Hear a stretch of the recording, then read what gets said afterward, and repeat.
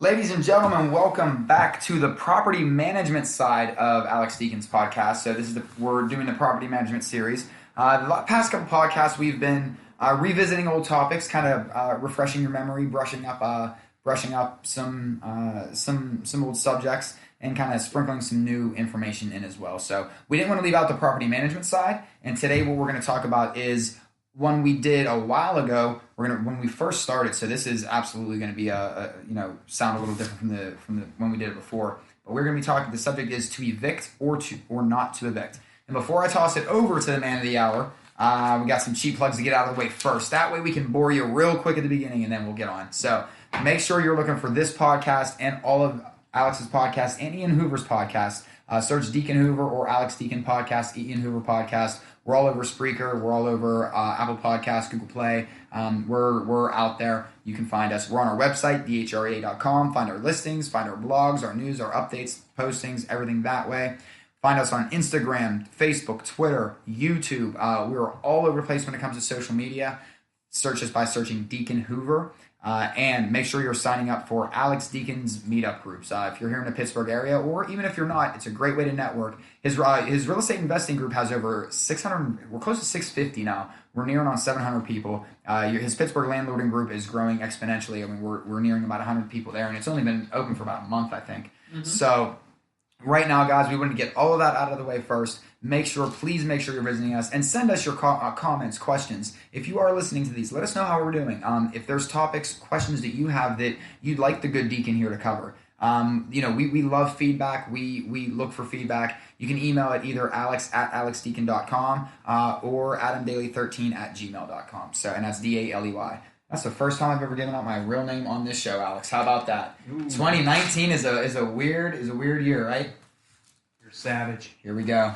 So now let's get to the show. So guys, you're not here to listen to me. We all know that. The bad joke teller and the guy that doesn't really know what he's talking about when it comes to real estate. You're here for the man with all the knowledge, the man of the hour, the Deacon of Real Estate, Alex Deacon. Alex, hello, sir. Hey, how are we today, Alex? Where's the applause track now? There we go. What is our topic today? To evict or not to evict? Wow. A little Shakespearean going on here. Right. That is the question. All right. Well, let's just jump right into this. To evict or not to evict? Why do I pick that topic? Because it's a very important one. Sometimes it's better not to evict a tenant than it is to evict a tenant. And I'll explain why that is. And it really is all relative on a lot of factors, actually. Some of it has to do with financially, where are you as a property owner, as an investor. And a good example is if we have somebody in December, right? And this is Pittsburgh, so it's cold here, winter months. They stop paying rent in December. So you file for eviction in January, okay?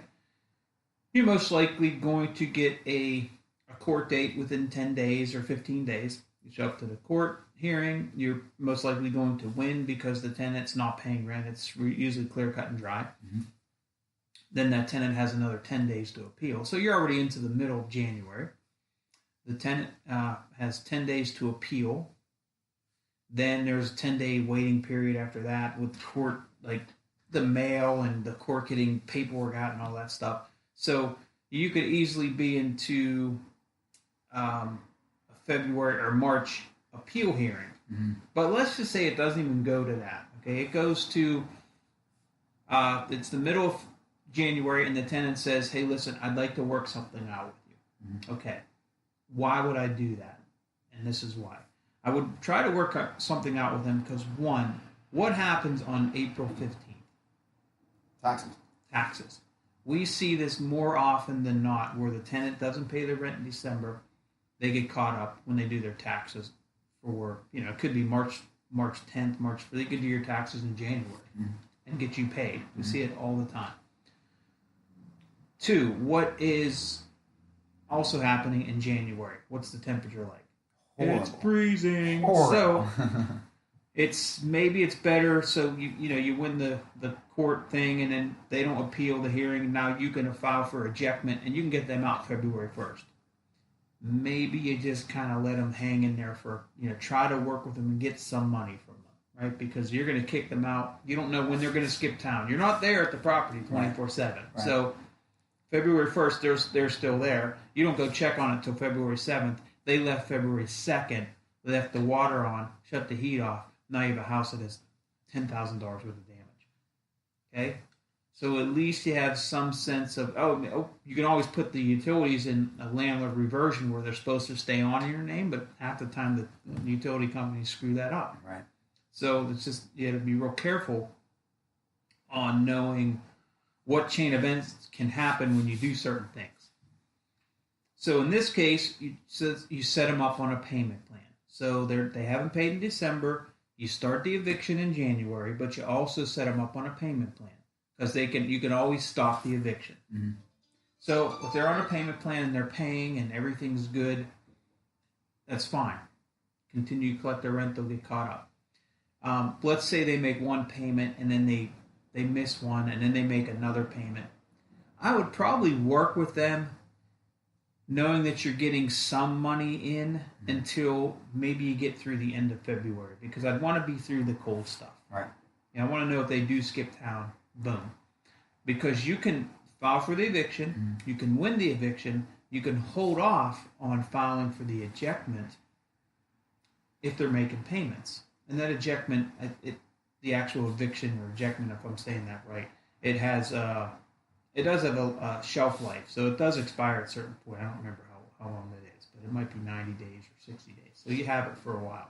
And all that means is if they haven't agreed to their payment and certain things happen or don't happen, then you can file for ejectment. That means you call the constable posts the door. 10 days later, the constable's there with someone to change the locks. And if they're still in the property, that tenant is physically told to get out. Okay? And that's if they don't make their payments and try to catch up with you. That's like one of the worst times of the year for me, and that's the time of year I would work with people, for sure. Right? December, they're buying Christmas gifts. That's more important, making getting their kid toys than paying their rent. Right. It kills me. I would never do that. I pay my rent first, and my kid doesn't get a toy. I don't know, or put it on layaway, or that they still layaway. Yeah. So, and now the other time of the year is, and let's say it's the summer, so you have no reason to really worry about frozen pipes or anything. But let's say you are an owner who has a property, and maybe this is one property or you have 10 properties, but you don't have $10,000 that it's going to take to get this property back to rentable condition. Because let's say when you bought it 5 years ago, the rehab that somebody did on it 10 years ago prior, so that rehab's 15 years old, right? You bought it 5 years ago, the prior owner did a rehab 10 years prior to you buying it. That tenant's been there for 8 years. Okay? Or maybe the whole 15 years. What do you think that place is going to need? A lot. Flooring, yeah, or carpet, paint. Maybe the bathroom was really the only thing that didn't get updated in that bathroom. You're really going to need it. And when you get in there, it's $10,000. So do you have the wherewithal to get that place up to snuff? Now, we have some owners that literally just let their tenants live there for free. We urge them, let's just kick them out because you're not making any money here. It's the summer. Let's just get rid of them. Why are they living there for free? They don't have any money to go in and do the repairs, and they're happy to take whatever we can collect. And that's the owner's choice. I would never choose that, but if I was in maybe a situation where I didn't have the money to do the repairs, and I was like, let's just take what you can get, then you take what you can get. You always want to position yourself, if at all possible, if a tenant isn't paying, that you can evict them quickly, that you don't have to bend over backwards to work with them. Sometimes you do have to work with them. You have to bend. You can't be rigid where if anything goes wrong, you snap. You have to be pliable. You have to be able to bend a little bit and know what's in your best interest to work with a tenant. So, when should I evict the tenant, Alex? When should I not evict the tenant? everybody has a different, not everybody, but there are different philosophies, right? There are definitely different philosophies. My philosophy is try to screen your tenants the best you can. If they don't pay, get rid of them as quickly as you can. But also, show them you are not playing around. You're going to evict them if they're not going to pay. And then if you set up a payment plan and they do not stick to that payment plan, let them know you're serious about pulling the trigger on moving forward with the final eviction and ejectment. But it's not just a matter of, it's never black and white. It's never do I evict or do I not evict. There's variables. It's never that simple. And then there are complicated versions of that come into play when there are, here's what will happen when certain tenants, depends on the tenant, but some will use the health department card. Mm-hmm. They'll say, oh, well, I haven't paid my rent in 2 months because there's mold in the basement. Okay, well, why didn't you tell me that? And where is the mold? How bad is the mold? Do you have pictures of the mold? You get that all the time. So how do you handle that? Do you evict them? Because if you do, and they have enough knowledge of the system, they can prolong some of that stuff. Okay. They can say they're putting their money in escrow, and then they have to prove that, and it can get kind of ugly. But I'm just talking not those outlier type scenarios. I'm just talking about a tenant not paying their rent, and the house is perfectly fine. And when you can evict them, when you should work with them, or just not even, because Alex said so. I'm just saying your options and what time of year it is, or have they been a good tenant in the past and they just all of a sudden just had a bad quarter. Right. This quarter was bad. I lost my job. My wife left me. Now I'm back on my feet. I just got the new job. Give me another couple months to get caught up. Right. Okay, I'll work with you because you've been a good tenant for 5 years. But I'm going to set this payment plan in place, and you have to stick to it. Mm-hmm.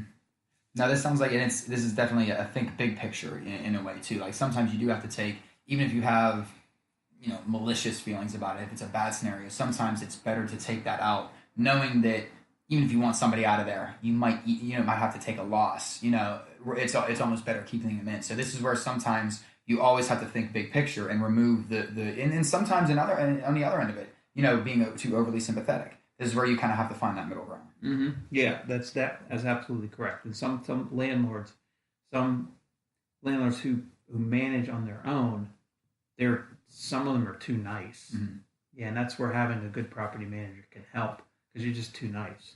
And then some property owners are like not nice enough. They're mm-hmm. too like rigid. Right. And sometimes that can come back to bite you too. Right.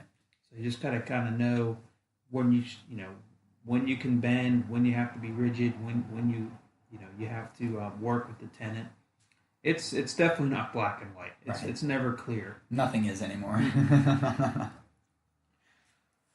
So what else do you have on this topic, good sir?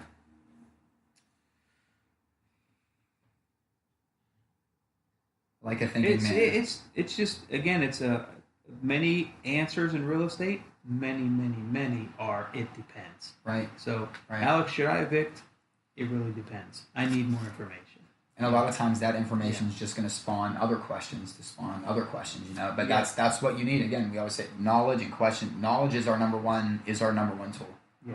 So, all right then, Alex. This was, again, where were we at? We're about the 15-minute mark. Okay. It's a nice little abbreviated one for everyone, right? Cool. Yeah, it's a good one. Simple, easy to digest. I like them quick because then, I figure like other listeners, I start to glass over and get the deer in headlights look after about 10 minutes. Do you really? So there you go. This is a nice little smaller version for you guys. I did all the cheap plugs at the beginning. You know where to find us. All over social media. Search our podcast. Search Deacon Hoover, Alex Deacon, Ian Hoover. You're going to find a ton of information out there.